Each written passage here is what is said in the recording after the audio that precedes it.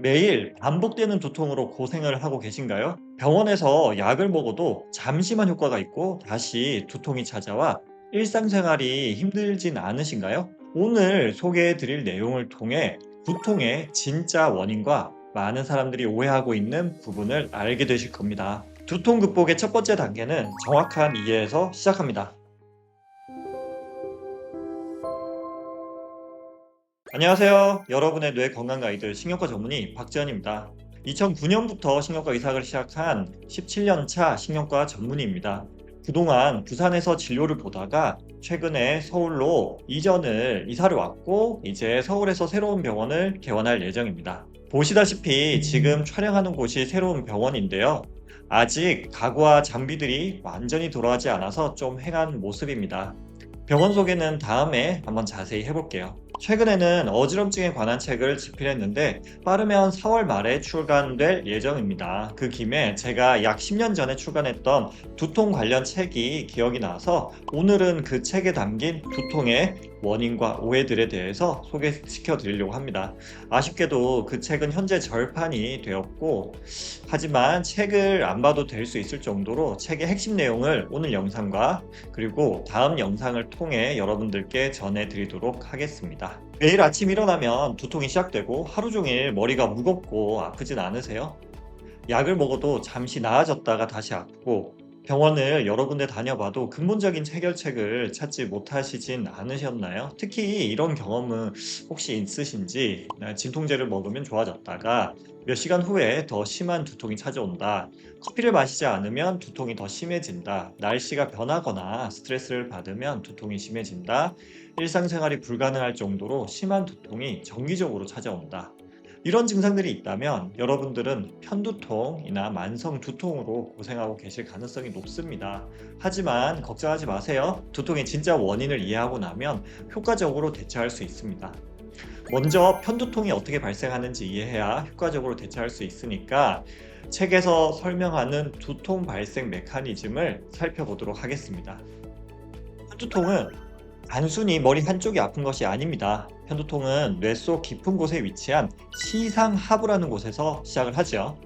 이 시상하부는 수면, 식욕, 호르몬 조절 등 많은 기능을 담당하는 중요한 부위입니다. 다양한 유발 자극들, 스트레스, 특정 음식, 날씨 변화, 호르몬 변화 등이 시상하부를 자극하면 편두통이 시작합니다. 마치 불이 붙어서 퍼지는 것처럼 아니면 이렇게 전기가 꽝꽝꽝꽝 퍼지는 것과 같다고 볼 수가 있죠. 이 메커니즘이 활성화되면 뇌의 3차 신경을 통해 머리, 얼굴, 목 주변 혈관으로 두통 신호를 보내게 됩니다. 이 신호를 받은 혈관은 염증을 일으키고 부어오르게 됩니다. 이렇게 혈관에 생긴 염증 그리고 부종이 두통과 다양한 불편한 증상을 유발하게 되는 것이죠. 마치 목감기 때문에 목이 부어올라 아픈 것과 비슷한 원리라고 생각하시면 되는데 이 두개골 속에 뇌는 갇혀 있는데 뇌혈관이 부으니까 두통이 심장 뛰듯이 쾅쾅쾅 생기는 경우가 많고 심장 뛰는 느낌 아니어도 다양한 형태의 두통이 생길 수가 있습니다. 두통이 발생하는 데는 두 가지 핵심 요소가 있죠. 첫 번째로는 두통 유발 자극, 두 번째는 역치 수준입니다. 두통 유발 자극으로는 스트레스, 특정 음식, 호르몬 변화, 날씨 변화, 수면 부족 등 뇌를 자극하는 유발 자극들을 모든 요인들을 얘기하는 거고요. 역치 수준은 각 개인마다 다른 두통이 시작되는 임계점입니다. 즉 임계점이 낮으면 두통이 더 잘 생기고 임계점이 높으면 두통이 잘 안 생긴다 이렇게 생각을 하시면 되죠. 좀 더 자세히 그림을 보면서 설명을 드리면 스트레스, 수면 부족, 저혈당, 월경 배란, 강한 빛, 소음, 냄새, 날씨 변화, 고온 다습한 날씨, 낮잠 과식, 커피나 술, 조미료 같은 음식들이 뇌 가운데 있는 뇌 속에 있는 편두통 센터를 자극하게 되고요. 거기서 이제 두통 신호가 이렇게 쭉 퍼지고 특히 혈관을 확장시켜서 신경염증, 흥분 신호가 두통, 어지럼, 메스꺼움, 구토, 편두통 전조 증상을 유발하게 되는 것입니다. 중요한 것은 두통 유발 자극의 총량이 개인의 역치 수준을 넘게 되면 두통이 발생한다는 거죠.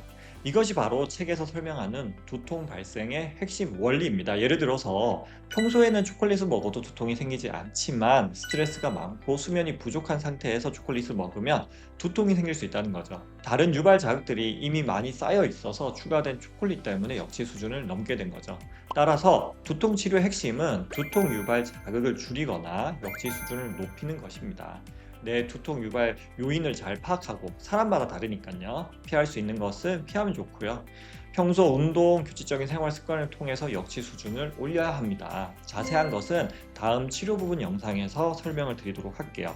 다시 한번 정리를 하면 두통 유발 요인들은 앞서 설명드린 요인들이 중요하고요. 그 다음에 음식도 중요합니다. 음식의 종류는 무지 많아요. 제가 이 표에 있는 것을 모두 다 설명드리려면 너무 많아서 설명드리기가 힘들 정도죠. 제가 생각하기에 특히 중요한 것은 커피, 초콜릿, 인스턴트 음식, 술 이런 것들 음식이 중요한데 사람마다 다 달라서 어떤 분들은 고기를 먹고 나면 머리가 아프다, 어떤 분들은 귤을 먹고 나면 머리가 아프다, 양파를 먹고 나면 머리가 아프다, 이런 다양한 유발 음식들이 있거든요. 사람마다 다 다르니까 열심히 한번 찾아보시는 것이 좋습니다. 한 가지 말씀드릴 것은 어떤 음식이 내 두통을 유발하는지 파악이 생각보다 쉽지 않다는 것입니다. 두통 유발 요인 파악이 어려운 이유를 설명을 드리면 첫 번째로는 시간 지연 효과입니다. 특정 음식을 먹은 후에 즉시 두통이 오면 쉽게 발견할 수 있지만 몇 시간에서 하루 이틀 정도의 시간이 지난 후에 두통이 발생할 수가 있죠. 두 번째로는 상황에 따른 변동입니다. 같은 음식이라도 상황에 따라서 두통을 유발할 수도 있고 그렇지 않을 수도 있습니다. 예를 들어서 평소에는 초콜릿을 먹어도 괜찮지만 스트레스를 많이 받고 있고 수면이 부족한 상태에서는 초콜릿이 두통을 유발할 수 있는 거죠. 세 번째로는 카페인의 이중 효과입니다. 카페인은 복잡한 유발 요인이죠. 처음에는 두통을 완화시키는 것 같다는 느낌을 받습니다. 카페인은 혈관을 수축시키기 때문에 머리 아플 때 한 잔 마시면 두통을 완화시킬 수가 있죠. 하지만 너무 자주 복용하게 되면 우리가 커피를 가끔 한 잔 먹는 게 아니라 보통 매일 한 잔 이렇게 마시잖아요. 그렇게 많이 마시다 보면 우리 뇌는 카페인이 이만큼 차 있는 상태에 익숙해져 있다가 카페인 농도가 떨어질 때 두통이 생길 수가 있습니다. 그 다음에 말씀드릴 것은 공복 상태에서도 두통이 발생한다는 거죠. 음식을 먹지 않았을 때 혈당이 떨어지면 두통이 잘 생기거든요. 그래서 음식과 두통은 관련이 없다라고 잘못 생각하게 될 수가 있습니다. 이러한 이유들로 인해서 많은 사람들이 자신의 두통 유발 요인, 특히 음식과 관련된 유발 요인을 정확하게 파악하지 못하고 결과적으로 잘못된 치료 방법을 시도하게 되는 것이죠. 그리고 또 책에서 중요하게 다루고 있는 내용인데 우리가 편두통이라고 하는 게 단순히 한쪽이 심하게 심장 뛰듯이 뛰는 좀 전통적이고 좁은 의미의 편두통만 얘기하는 게 아니라 다양한 여러 증상들이 알고 보면 편두통, 즉 뇌세포의 과흥분으로 인해서 생긴다는 거죠. 저도 이 책을 보고 나서 이 관점에서 환자들을 진료하다 보니까 좀 더 다양한 환자들을 더 잘 치료하게 되었습니다. 첫 번째로 말씀드릴 것은 긴장성 두통인데요. 긴장성 두통은 이제 목이랑 머리 주변의 근육이 긴장하면서 생기는 건데 약한 정도의 편두통이 약하게 있다 보니까 긴장성 두통이랑 혼동되는 경우가 상당히 많이 있습니다. 단순히 마사지만 한다거나 근육 치료만 해도 좋아지지 않는 경우가 많이 있죠. 두 번째로 말씀드릴 것은 부비동염 혹은 흔히 축농증이라 부르는 상태입니다. 코 주변의 부비동에 염증이 생기면서 머리가 아픈데 편두통 증상이랑 오해되는 경우가 상당히 많이 있고요. 세 번째로는 목 디스크나 척추 질환입니다. 흔히 엑스레이를 찍어보면 일자목이 워낙 크나니까 머리만 아팠다 하면 특히 뒤쪽이 아팠다 하면 다 목 디스크에 의한 두통 혹은 경추성 두통으로 오해받는 경우가 정말 많이 있습니다. 아까 그림에서 보여드렸다시피 우리 뇌신경 혈관은 머리, 얼굴, 목까지 다 퍼져 있습니다. 그러다 보니까 뇌세포가 과흥분할 때 단순히 머릿속이 아픈 게 아니라 목이나 얼굴까지 아픈 경우가 정말 많이 있거든요. 그래서 경추성 두통으로 이 편두통이 오해되는 경우가 정말 많이 있죠. 그 다음에 말씀드릴 것은 어지럼증입니다. 편두통은 뇌세포가 흥분하면서 균형 감각을 떨어뜨려서 심한 어지럼증을 유발할 수가 있습니다. 이런 증상은 흔히 이석증, 메니르병, 전정신경염 등으로 오진되는 경우가 많이 있는데 두통 없이 어지럼증이 반복되는 경우도 있으니까 편두통이 원인일 수 있는 거죠. 그 다음에 말씀드릴 것은 턱 관절 장애입니다. 얼굴 통증과 두통이 있을 때 턱관절 장애로 오진되는 경우가 있죠. 편두통도 턱과 얼굴 주변의 통증을 유발할 수가 있고, 또 반대로 단순 편두통이라고 혹은 긴장성 두통이라고 생각을 했는데 턱관절 장애가 있어서 머리가 아픈 경우가 정말 많이 있습니다. 저도 개인적으로 턱관절이 좋지 않아서 머리가 자주 아픈 편이거든요. 편두통이랑 좀 섞여 있어서 저조차도 구분하기 힘들 때가 많이 있습니다. 오늘은 두통의 진짜 원인과 많은 사람들이 오해하고 있는 부분에 대해서 알아보았죠.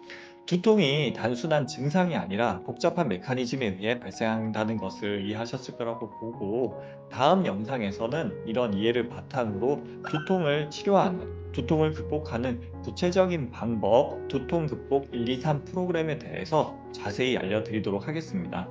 두통을 효과적으로 관리하고 예방하는 방법, 특히 진통제와 카페인의 올바른 사용법, 식이요법, 그리고 예방약물 치료까지 다룰 예정입니다.